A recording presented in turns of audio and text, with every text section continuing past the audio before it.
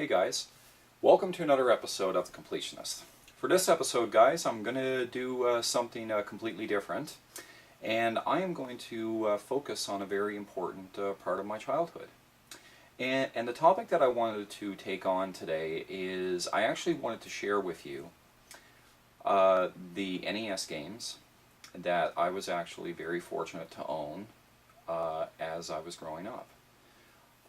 The reason why, I wanted to make a video like this is because it's something, I've never seen talked about on YouTube a lot.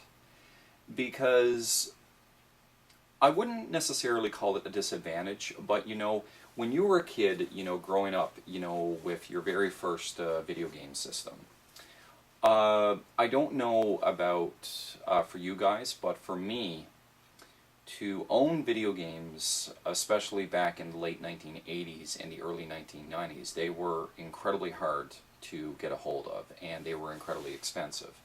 I would consider, getting a video game, to be a luxury purchase, because I'm sure a lot of us, who grew up in the 80s and 90s, the majority of the games that we actually played, we usually had to rent them, from the local video game, from the local video store or anything along those lines. And, sometimes the only opportunity, you would get to actually own a video game would probably be for your birthday or for Christmas. So what I wanted to do, guys, is that I actually wanted to share with you, like the NES games that I actually owned growing up. Because the majority of these games weren't games that I even picked out for myself. I had to count on my parents to actually pick a game out for me, and hopefully, it was a good one and it was an enjoyable one. But oftentimes it wasn't, because a lot of parents, I'm sure we all know this as well, they probably didn't have a lot of knowledge, regarding video games, so they probably just pick things just on the box or on the character alone. So some of the games that I was fortunate to own as a kid, were literally tried and true classics of the NES library, but some of them were actually pretty questionable as well, because they really had nothing to go by. Like the only thing I really had to go by to tell them which games I was interested in is, when I was subscribed to Nintendo Power back in the day. But growing up in a small community in Newfoundland, getting a hold of a place that would actually sell video games was incredibly hard. So sometimes you had no control over what you were going to get. So anyway, guys, what I'm going to do is I'm going to share with you the games that I actually owned as a kid for the Nintendo Entertainment System. And I want to stress the fact that these are games that were actually given to me either on my birthday or during Christmas, or they were bought for me by a family friend, or I bought them myself when I was much older. So none of these games were games that I actually rented, or I actually bought, when I started to get into video game collecting, or when I used to trade games so that I could just play something different. So anyway, stay tuned and see the NES games that I actually had growing up as a child. Back to the Future. Yes, I did own this infamous game. This was one of 3 games that was brought to me by one of my father's friends that had to travel to Boston for a business trip. From my memory, buying NES games were significantly cheaper to buy down in the United States than in Canada in the early 1990s. To be honest, I think this game gets unfairly shit on because of the LJN logo. I know the music can be incredibly aggravating, but despite the game's flaws and slippery controls, there is a competent game behind the madness. With this being one of the few NES games I owned, I did have to learn to play it, and I eventually beat it when I was younger, but I owe it to myself to sit down and beat this game the second time around. It's not the greatest game in the world, but it is far from being the worst as well.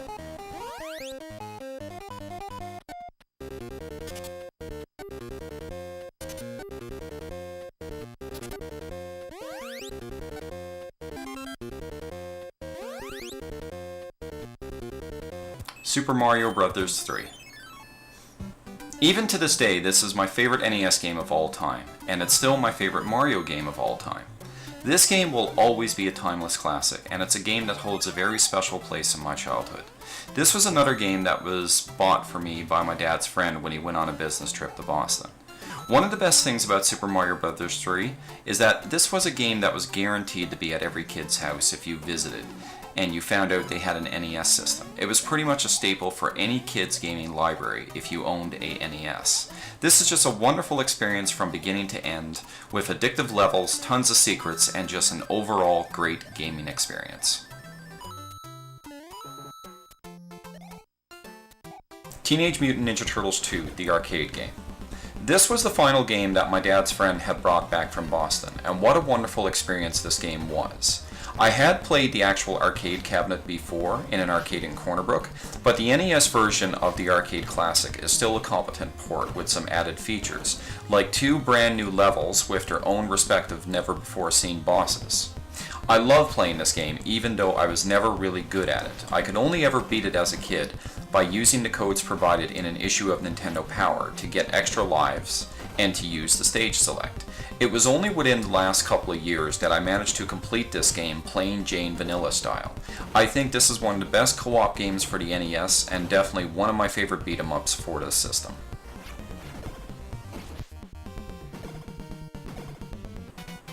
Mega Man 3. This was a game that I had gotten for Christmas, and even to this day this is still my favorite Mega Man game, and it also has my favorite Robot Master theme of the original Mega Man games, which is the stage that I'm playing right now, which is Snake Man.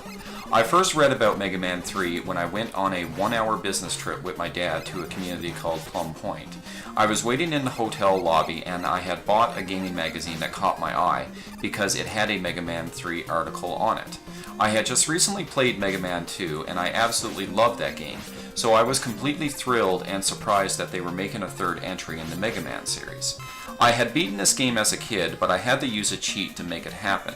I really found the Doc Robot Masters incredibly hard, so I used that trick that if you hold the right directional button on the second controller, you can gain a super jump that will get you out of bottomless pits, which is another secret I found out in an issue of Nintendo Power that I had. I did beat this game the good old-fashioned way a couple of years ago, and I'm still finding new ways to enjoy this game.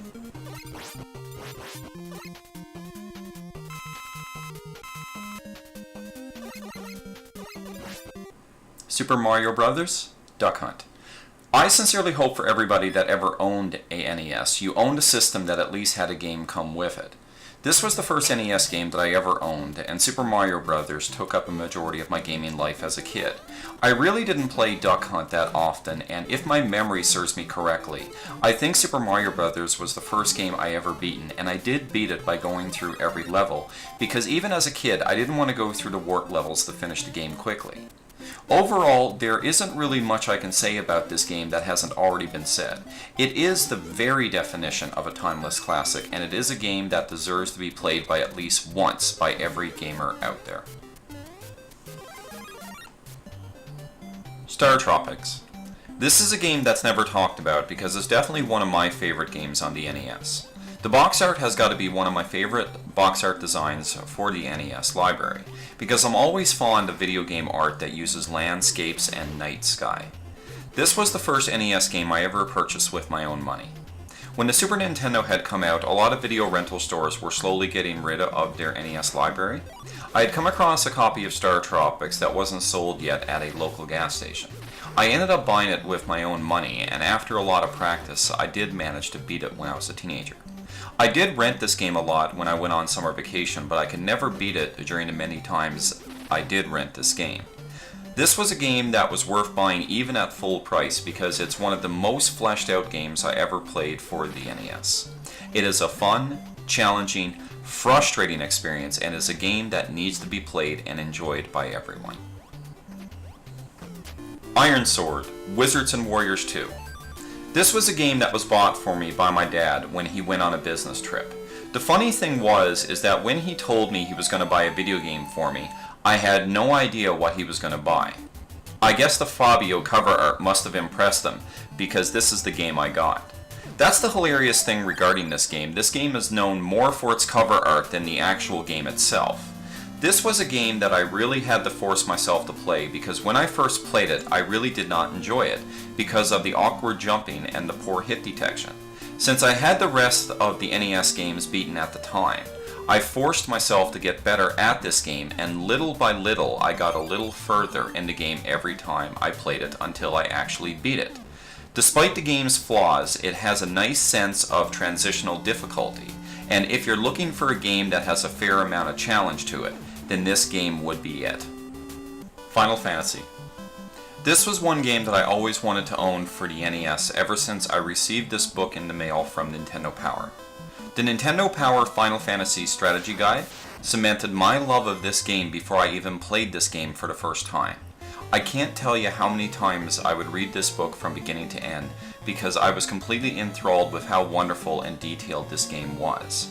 This game was not available to rent at any of the local video game rental stores, so the first time I rented this game was when I went on vacation to see my aunt, and I rented this game for the first time at a convenience store very close to her house. I soon realized that this was a game that I could not simply beat on a 2-day rental despite renting it every time I seen it available to rent. I would always get stuck in the same spot, which is the Marsh Cave, before I would have to bring the game back to the store. I knew in order for me to enjoy this game to the fullest, I would have to own it one way or another. I managed to buy this game with my own money from another classmate in school just shortly after the N64 came out, and the majority of my summer vacation was spent trying to beat this game for the first time, which I eventually did. We could not have the juggernaut known as Final Fantasy without this much beloved first game in the series. And even though this was not the first RPG that I've ever played, or the first RPG that I've ever beaten, it has always played a very important part of defining the very gamer that I am.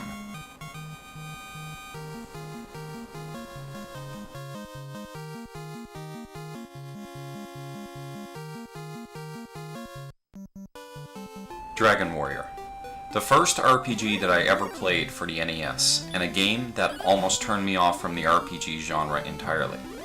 I remember watching an epic commercial on cable television for Dragon Warrior, and I really thought to myself that I wanted to play this game really badly. I had my dad rent it for me, and after playing the game for a few hours, I realized that the game was incredibly difficult and incredibly cryptic, and unfortunately I didn't get very far in it because it required a lot of grinding. Strangely enough, I was subscribed to Nintendo Power during the time that they were handing out free copies of the game, and I managed to get one of those free copies, but I wasn't very motivated to play it after my initial struggles with the game. One time in my late teens, I really sat down and tried to beat this game for the first time, but I could only get through 75% of the game, and I ended up getting stuck because I couldn't find a specific item, and unfortunately I didn't have the internet available at the time to help me find it. This is the only game out of the 9 NES games that I actually own that I have never beaten, but I am going to beat this sucker one of those days.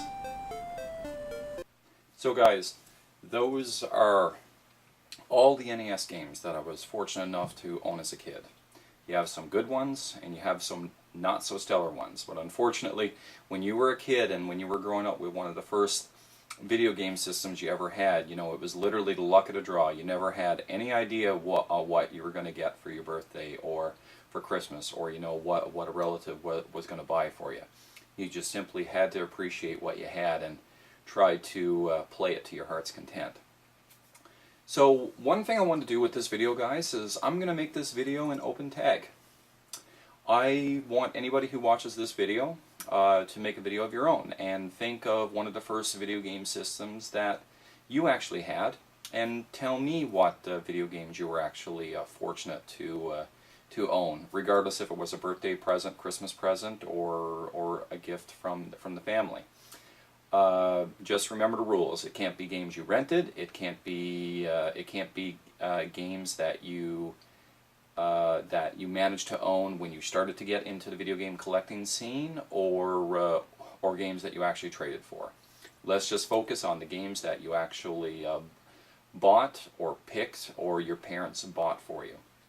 So anyway, guys, I look forward to your responses, and I hope you enjoyed a trip down memory lane with regards to me and my memories with the NES. So anyway, as always, take care, and I wish you nothing but the best. Later.